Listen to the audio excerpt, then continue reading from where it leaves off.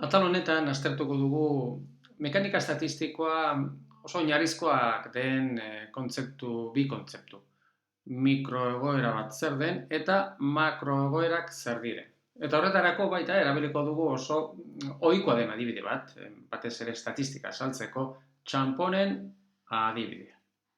Demagun, gure txanponaren bi aldeak direla bi kolore.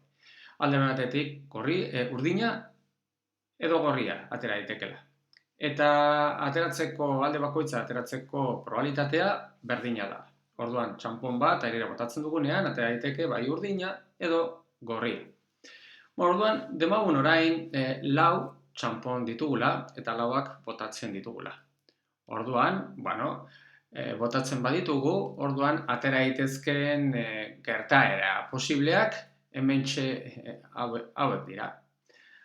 Adibidez, atera daiteken lehenengo gertaera posible bat, da lauak botatzen ditugu eta demagun ateratzen dela gorria. Hau da posibilitate bat, atera daiteken posibilitate bat. Zer esanik, berriro botatzen badugu, orduan ez du zertan eta berriro gertaera hauze atera, demagun beste gertaera bat ateratzen dela, demagun bigarren hauze ateratzen dela. Gorria, urdina, gorria. Eta horrela daude beste gertaera batzuk. Zeintzuk zenbat dira atera daitezken gertaera posibleak? Kasu honetan lau txanpon ditugu, edo lau aldiz botatzen ditugu, gauza baliokidea da, lau txanpon ditugu, eta bakoitzak bi posibilitate ditu. Orduan, atera daitezken posibilitate kopurua da bi ber n. Kasu honetan, lau txanpon ditugunez, n berdin lau ditugu, orduan posibleak diren gertaerak dira 16, eta mentxe daude 16 posibilitate horiek.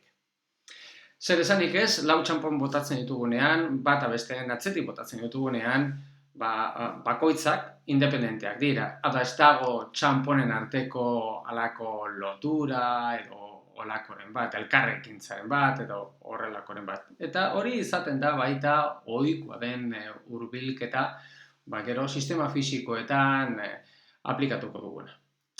Baina horrentxe zentra gaitezen hementxe daukagun adibide honetan. Beraz, hauek dira lau txanpon ditugunean atera daitezken gertaera posibleak. Eta zeri deitzen diogu mikrogoera eta zeri deitzen diogu makrogoera? Mikrogoera da esperimentu osoaren emaitza posible bakoitzari. Oda, gertaera bakoitzari. Adibidez, gorria, urdina da gertaera bat, ezta? Hori da mikrogoera bat.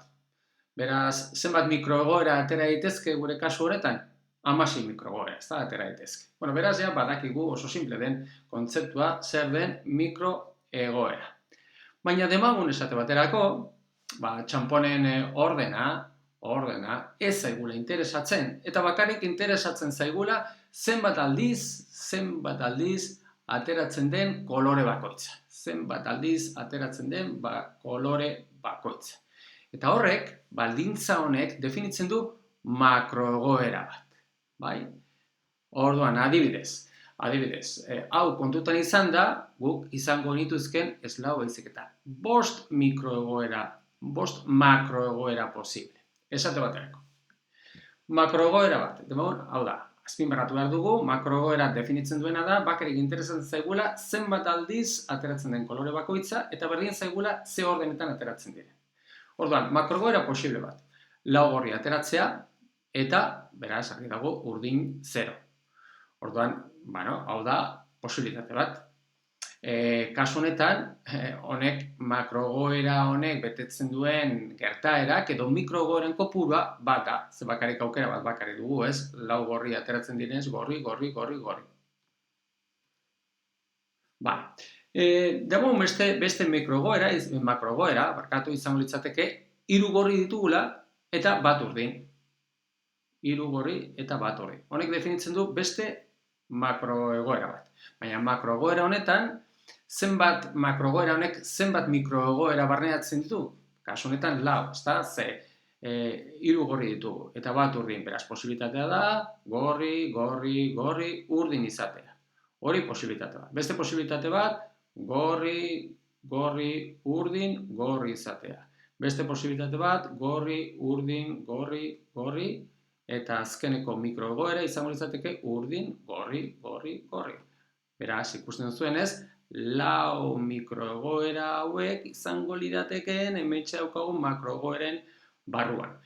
Orduan, beraz, kasu honetan definitu dugu makroegoera, hau izango litzateke gure txanponen adibidean makroegoera definitzen duen egoera bat, eta makroegoera horren barruan ditugu hainbat mikroegoera, ez?